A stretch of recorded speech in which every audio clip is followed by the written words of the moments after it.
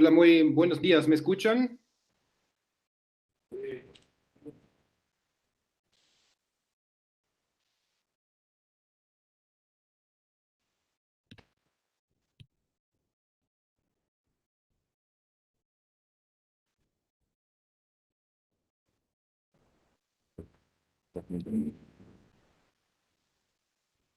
¿Y pueden ver mis diapositivas?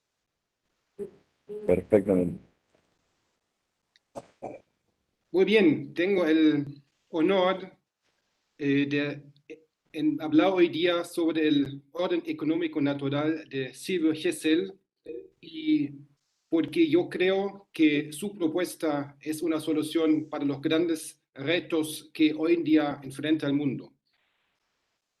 Los tres problemas más urgentes son, en el punto de vista de la mayoría, la desigualdad, la destrucción del medio ambiente, las crisis financieras regulares, además de la inflación, deflación y el desempleo, que son los grandes problemas de la política económica. Todos aquellos tienen que ver con el diseño de nuestro dinero. Y para entender la propuesta de Silvio Gesell, hay que entender el rol del dinero. El dinero es como la sangre de la economía. La sangre tiene que circular en el cuerpo. Si no circula la sangre, no puede traer nutrientes y oxígeno a los órganos y el cuerpo se muere.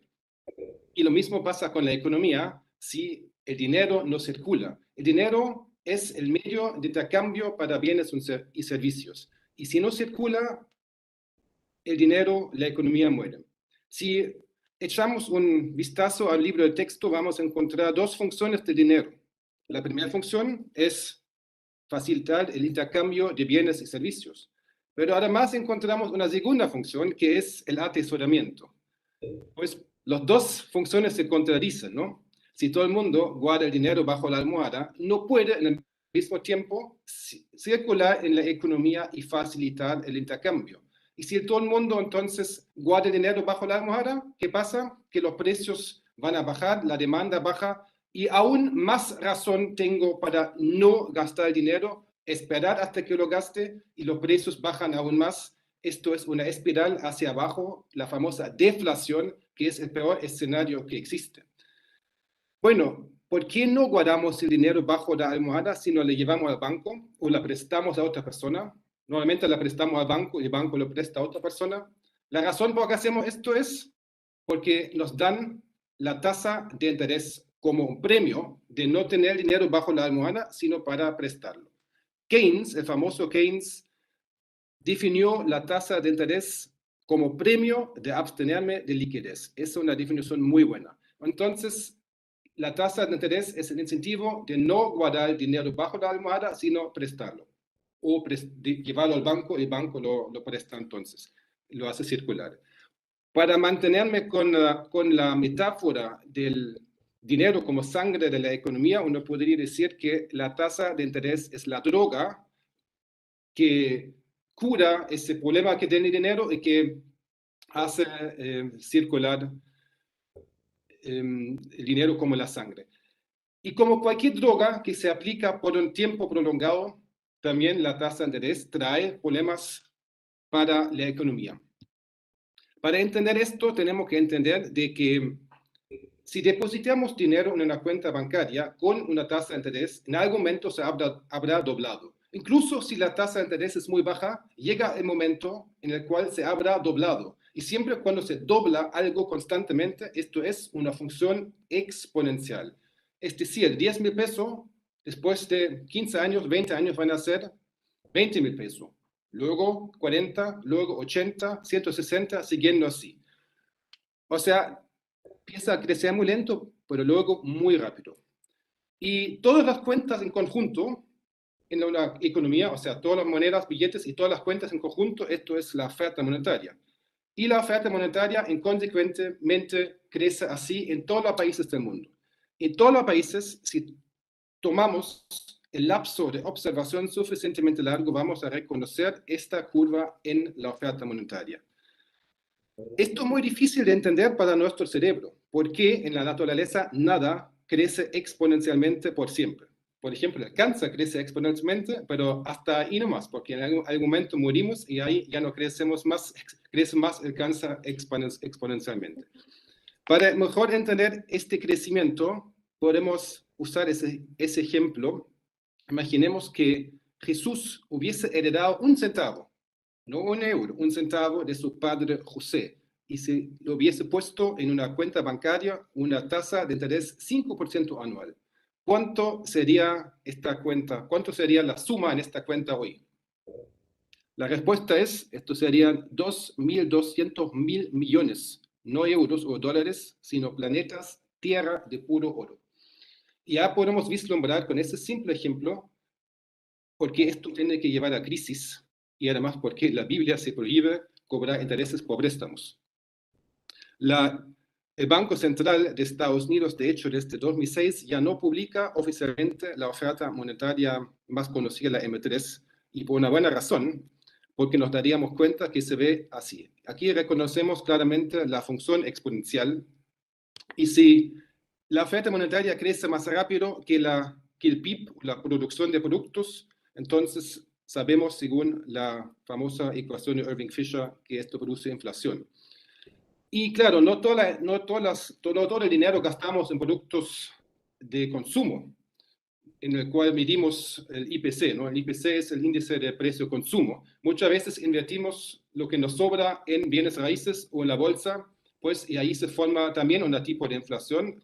Por esa inflación llamamos especulación, ¿no? Al final, las burbujas especulativas que vemos en los mercados de inversión, uno podría definir como una inflación parcial en estos mercados, pero no aparecen en la medición del IPC, porque el IPC solamente mide productos de consumo, y esto fomenta lo que Irving Fisher llamó la ilusión del dinero.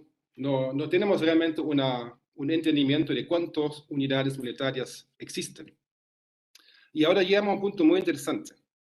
No hay interés sin deuda, eso es un hecho matemático. Si crecen los depósitos, la deuda total de un país tiene que crecer sí o sí de la misma forma, porque no hay interés en deuda. Y interesantemente, eso vemos escrito en cada billete del dólar. En el dólar dice esto aquí, en cada billete, this note is legal tender for all debts, public and private. Ese billete es moneda legal para toda deuda, para pagar toda deuda pública y privada. Parece que el dinero no es para comprar leche o carne o automóviles, es para pagar deuda. Pues dinero es la contraparte de deuda y esto no se puede evitar y tampoco en sí es el problema. El problema es que ambos crecen y si crece los depósitos a través de la tasa de interés, obviamente la deuda total tiene que crecer de la misma forma y aquí vemos la deuda total de Estados Unidos y que se ve exactamente igual que la oferta monetaria y tiene que verse igual porque no hay interés en deuda. Y ya podemos entender de dónde vienen las crisis financieras. Pues si el endeudamiento sube, llega necesariamente en algún momento el punto en que muchas personas ya no pueden pagar sus créditos y la llamamos crisis financiera. Y poco antes que pase esto, los bancos tratan de vender créditos a personas con una solvencia no tan buena, subóptima, subprime, y luego echan la culpa a los bancos, pero en realidad no es culpa de los bancos, es parte del sistema que produce crisis cada cierto tiempo, cada 50, 80 años, dependiendo de la tasa de interés promedio. Incluso los grandes olas económicos, las famosas ondas de Kondratiev, en mi opinión, no tienen que ver, como se supone, con invenciones tecnológicas, sino más bien con esto aquí refleja los ciclos financieros. Siempre cuando salimos de una crisis, vuelven a haber créditos para financiar invenciones y tecnologías. Por ejemplo, no sé si lo saben, la máquina de vapor no fue inventada por James Watt, sino como 30 años antes por Thomas Newcomen. Pero el señor Newcomen no tenía dinero, no tenía un financiero para producir la máquina. La encontró James Watt y él se hizo famoso. Lo mismo pasa con la ampolleta de luz. No fue inventado por Edison, fue inventado por Heinrich Goebel varios años antes, pero recién el señor Edison tenía este contrato con JP Morgan que lo financió para producir esta idea. Entonces yo creo que más bien que estas innovaciones tecnológicas son producto de que en ese momento salió la economía de la crisis. Y ahora podemos entender también de dónde viene este afán de crecer. Tenemos que crecer, ¿cierto? La economía tiene que crecer. ¿Pero por qué tenemos que crecer? ¿Por qué siempre tenemos que crecer y si no crecemos hay crisis? Pues la respuesta es obvia. Si la deuda crece, la carga de interés también crece y alguien tiene que pagarlo. Por lo tanto, si no queremos perder status quo, hay que crecer. Y si una empresa tiene la suerte de no financiarse con capital ajeno, pues sus trabajadores quieren un reajuste por la inflación y vimos recién que la inflación tiene que ver con esto también. Y si no fuese por la inflación y no porque la empresa está endeudada, igual tiene que crecer, por la tercera razón, y es la más importante. Sí o sí hay que crecer, porque la tasa de interés que paga el banco es el costo de oportunidad de cualquier inversión productiva. Si mi empresa no me rinde lo que me pagaría el banco, la voy a cerrar, ¿cierto? A menos si mi interés es ganar dinero. Por lo tanto, la tasa de interés es el ritmo al cual debe bailar la economía y no solamente, como creen algunos, un fetichismo. Y si crecemos, esto significa que producimos más. 3% de crecimiento significa que hemos producido 3% más bienes y servicios que el año anterior. Y el año anterior hemos también crecido 3 o 5% más que el año anterior. Y esto es ciclos. Y dado que no se puede producir algo de la nada, primera, segunda ley de termodinámica nos cuenta de que todo que se produce requiere energía y insumos.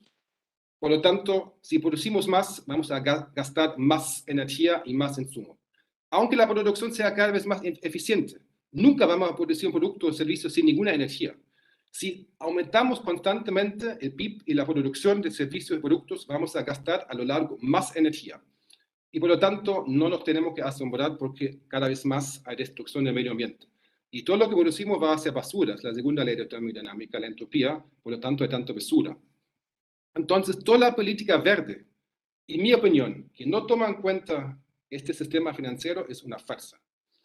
Y ahora también podemos entender por qué se permiten estas tecnologías riesgosas como plantas nucleares, comida transgénica o la exposición a frecuencias, radiofrecuencias pulsadas. Los tres tecnologías producen daños. Hay muchas pruebas científicas de que estos son tecnologías riesgosas deberían ser prohibidos, o al menos no tan fuerte fomentados, porque en derecho público en todo el mundo existe ese famoso principio de la precaución, in dubio pro securitate, como dice en latín. Si hay dudas con respecto a la seguridad de tecnologías, deberían ser prohibidos. No obstante, no están prohibidos, a pesar de que hay dudas con respecto a la seguridad para la salud de animales y seres humanos. ¿Y por qué no? Pues son fuentes de crecimiento, ¿no? Y ahora podemos entender de dónde viene el desempleo. Todos los países tienen ese problema, incluso China hoy en día. Conocemos, según Arthur Ukun, la famosa ley de Ukun, tenemos que crecer un 3% para que el desempleo baje un 5%. Pero ¿por qué es así? ¿Por qué tenemos que crecer o de lo contrario hay desempleo? Pues la respuesta es simple. Recién vimos que la empresa tiene que crecer. Bueno, también tiene una segunda opción. Si no logra crecer, puede optar por ahorrar costos, disminuir los costos para mantener la rentabilidad de la empresa a nivel del costo de oportunidad, que es la tasa de interés. Pues o crezco o ahorro costos. ¿Y cómo ahorro costos de la mejor forma? Reemplazando personas por máquinas, porque la posición más cara de costos en cada empresa es el ser humano. Y si la maquinita es viejita, después también está buscando trabajo. Llegamos al temazo en Chile y en el mundo, la desigualdad. ¿Qué tiene que ver la desigualdad con este sistema? Pues mucho.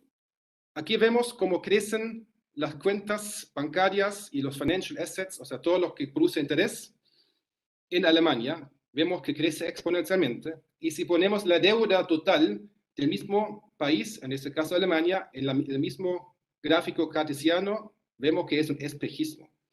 Aquí crecen los depósitos, aquí crece la deuda. La diferencia entre este punto aquí arriba y el punto aquí abajo, esta es la desigualdad. La desigualdad no es un problema de la economía de mercado, como muchos creen, sino del sistema monetario. Aquí crecen cuentas y aquí crece la deuda. Y es una desigualdad injusta. ¿Por qué es injusta? porque dinero no trabaja ni tiene hijos, como ya dijo un poco sarcástico Aristóteles. Si una persona recibe interés, no lo recibe de su esfuerzo, sino precisamente del esfuerzo del otro, el que se endeuda e invierte su dinero en su empresa.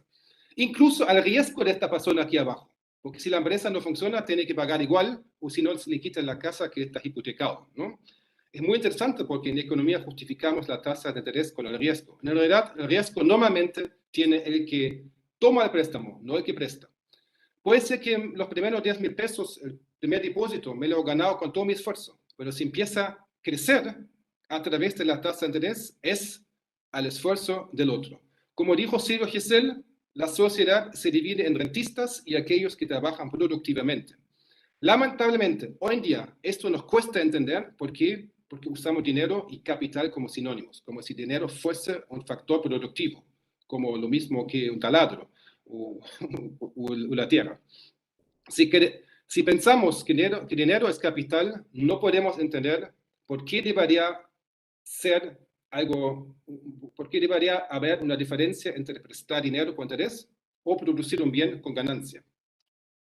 Entonces, aquí hay una sola cosa, una causa que explica la especulación, el endeudamiento masivo de todas las personas, las grandes crisis económicas, la inflación, el desempleo, la obligación de crecer y con ello a largo plazo la destrucción del medio ambiente y la desigualdad. Creo que el dinero como usamos hoy es la falla más grande del mercado y lamentablemente al mismo tiempo la falla menos reconocida. ¿Cómo podemos solucionar esta falla? Y ahí llega la idea de Silvio Gesell. Gesell, cuando emigró de Alemania a Argentina, vivió en poco tiempo dos crisis financieras y se dio cuenta que parece que tiene que ver algo con el dinero que no fluye correctamente, no fluye en la economía, no circula como debería, y la única razón de hacerlo circular es la tasa de interés. Él se preguntó, ¿cómo puedo hacer circular el dinero y de esta forma servir a la economía sin que sea necesaria la tasa de interés? Y nos acordamos, la tasa de interés es un premio de abstenerme de liquidez, como lo dijo Keynes. Por lo tanto, ¿cómo podemos hacer circular dinero sin que alguien me tenga que ofrecer este premio? Y aquí llega la idea de Gesell. Él dijo que el dinero tiene que ser como productos reales, que tiene que echarse a perder. Productos reales no puedo guardar mucho tiempo, y el dinero debería ser igual, que tampoco lo puedo guardar infinitamente. El dinero debe oxidarse como productos reales. Y de esta forma nadie puede cobrar intereses. A través tiene que estar feliz que alguien acepte su billete. ¿Y cómo lo hace? A través de estas estampillas aquí. Aquí se tiene que pegar cada mes o cada 2 meses una estampilla que hay que comprar y que tiene el valor de 1% o 2% del billete. No es mucho, pero es un buen incentivo de no guardar demasiado de los billetes bajo la almohada, sino o gastarlo o invertirlo o prestarlo gratis. Y de esta forma, el dinero sigue circulando en la economía, sigue sirviendo a la economía como medio de intercambio y no como medio de atesoramiento. De esta forma, el vendedor de productos reales y el poseedor del dinero están en la misma posición. Ambos tienen que vender sus cosas rápido. O las cosas que se echan a perder o el dinero que se echa a perder. Hoy en día no es así. Hoy en día las personas que tienen que vender productos tienen que venderlos rápidos y el que tiene el dinero tiene todo el tiempo del mundo. Esta desigualdad en las posiciones se equilibran con la idea de Gesell. El famoso economista John Maynard Keynes discutió esa idea en su obra principal y encontró que el futuro aprenderá más del espíritu de Gesell que del de Marx. Lamentablemente no tiene razón, hoy en día todo el mundo conoce a Marx y muy poco conocen Silvio Gesell. Y en la conferencia de Bretton Woods, donde se instaló el Banco Mundial y el Fondo Monetario Internacional, Keynes propuso una moneda para transacciones internacionales de este tipo, basado en la idea de Silvio Gesell, que él llamó Bancor. Lamentablemente no le dieron pelota y, no se instaló. Irving Fisher, el otro gran economista del siglo pasado, vimos la teoría cuantitativa de Fisher, él mismo se consideró un apóstol modesto de Silvio Gesell, incluso escribió un libro copiando la idea que él llamó Stem Script, Y probablemente por este libro se hizo también bastante conocido en este tiempo la idea de CBGC en Estados Unidos. Incluso hay una ley que propone cambiar el dólar de Estados Unidos a un tipo moneda natural de CBGC. Pero al final no pasó esta propuesta al Congreso. Y claro, hoy en día podemos hacer la cosa menos complicado, ¿no? Hoy en día no tenemos por qué pegar estampillas. Uno podría pensar en sistemas electrónicos, por ejemplo, podemos pagar anónimamente con tarjetas tipo, como hoy día usamos la tarjeta de crédito, pero sería una tarjeta no de crédito, sino de prepago. Uno pone dinero ahí, el dinero electrónico, y ahí se devalúa según un cierto algoritmo, dependiendo cuánto dinero está ahí y cuánto tiempo. También uno podría pensar en un sistema de intereses negativos por parte del Banco Central. En realidad, las estampillas de Giselle uno también podría definir como un interés negativo, ¿no? Y de hecho, el famoso, muy conocido economista Gregory Mankiw de la Universidad de Harvard y también William Buter de entonces la Universidad de London School of Economics ya propusieron en 2005 por ahí y 2009 que los bancos centrales podrían cobrar intereses negativos y esto sería comparable a la idea de CBGC. Y cuando el Banco Central Europeo efectivamente empezó a cobrar intereses negativos en 2014 para los depósitos que tienen los bancos comerciales en el Banco Central, un miembro del directorio del Banco Central Europeo, Benoît Cœuré, incluso también dijo, bueno, estamos haciendo lo que propuso CBGC. Bueno, en mi opinión, en realidad no están haciendo lo que dijo CBGC, solamente en parte, porque lo que falta es el cash. Los billetes que todavía circulan, obviamente no tienen un interés negativo y se pueden mantener bajo la almohada y cada vez más se hace esto precisamente porque ya no pagan, ya no hay intereses, incluso hay intereses negativos en las cuentas y esto tiene el efecto contrario, que no hace circular el dinero, sino que la gente aún más guarda dinero bajo la almohada y esto produce que el Banco Central al final tiene que cada vez más contrarrestar este atesoramiento bajo la almohada con imprimir cada vez más dinero.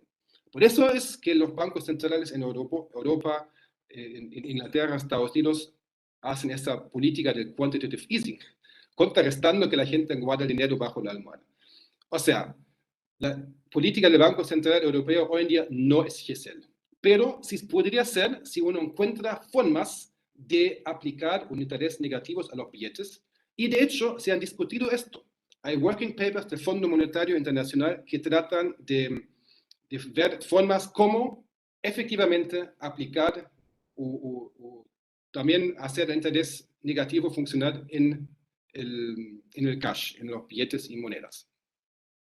Y esa idea de Silvio no solamente es una idea teórica de un loco que inventó algo y nadie sabe si funciona, en realidad sí funciona y funcionó. Y muchas ciudades, probablemente la más exitosa es el pueblo de Wörgl en Austria en los años 30, que fue muy afectado por la crisis de los años 30, y el señor alcalde leyó algunos textos de CBGC y dijo, vamos a probarlo.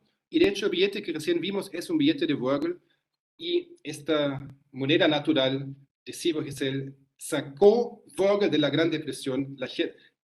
Estaba todo empezando a florecer de nuevo, la gente tenía ingresos de nuevo, puede pagar los impuestos, todo floreciendo, hasta 2 años después el Banco Central prohibió eso, porque dijeron que nosotros, Banco Central, solamente somos los que podemos emitir billetes.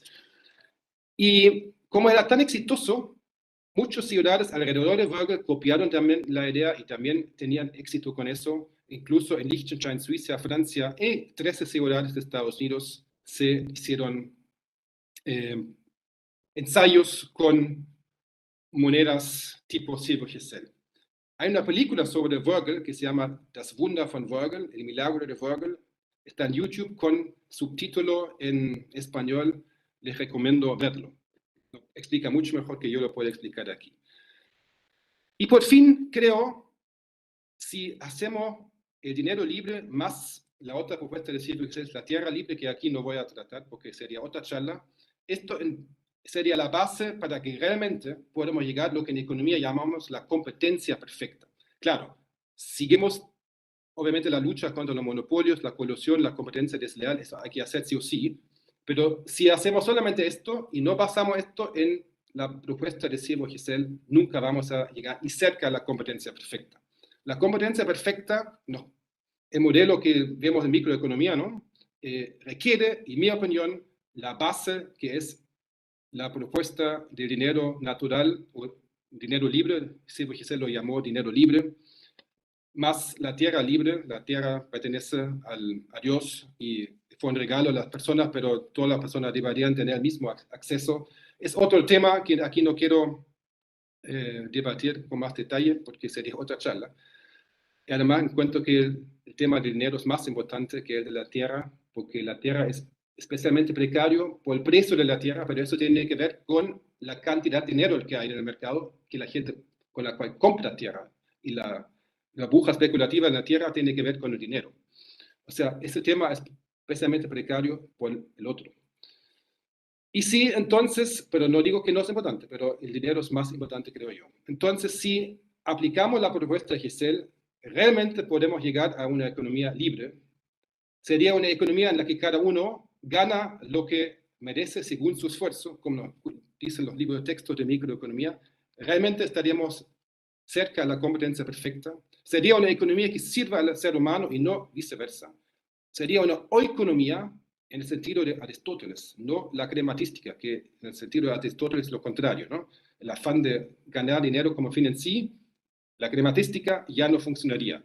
Sería una oikonomía en el sentido de Aristóteles, incluso sería un orden económico cristiano. La Biblia prohíbe los préstamos contra interés y además también la Biblia dice que la tierra es de Dios. Me gustaría terminar con algunas últimas reflexiones según que toman en cuenta el tema del desarrollo, como lo definió mi querido ex colega Manfred Masnev, que ya partió de esta tierra hace 3 años. Él definió en su texto Desarrollo a escala humana el desarrollo como satisfacción de necesidades fundamentales. Si definimos desarrollo como satisfacción de necesidades fundamentales, entonces desarrollo es una mejora de satisfacción de necesidades fundamentales. Hoy en día, si crece el PIB, la mayor parte del crecimiento va hacia la desigualdad y muy poco hacia el desarrollo, es que si hay algo al desarrollo.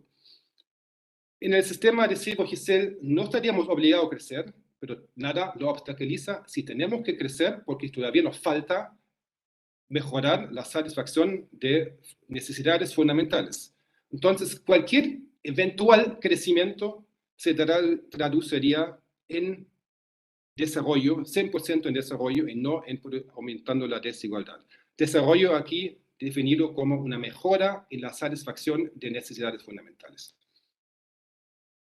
Bueno, y finalmente me gustaría terminar con estas últimas reflexiones. La idea de Silvio Gesell es precondición necesaria para un desarrollo sostenible. Si estamos obligados a crecer, nunca vamos a tener un desarrollo sostenible. Claro, no todas las malas virtudes desaparecerían instantáneamente, pero hoy en día se fomentan las malas virtudes, se fomenta el atorcionamiento y se fomenta la destrucción del medio ambiente. No toda la destrucción del medio ambiente se desaparecía, pero hoy se fomenta esta destrucción. Y déjame afirmar con toda certeza, y mi opinión, sin un sistema financiero sostenible, no será posible un futuro sostenible. Muchas gracias.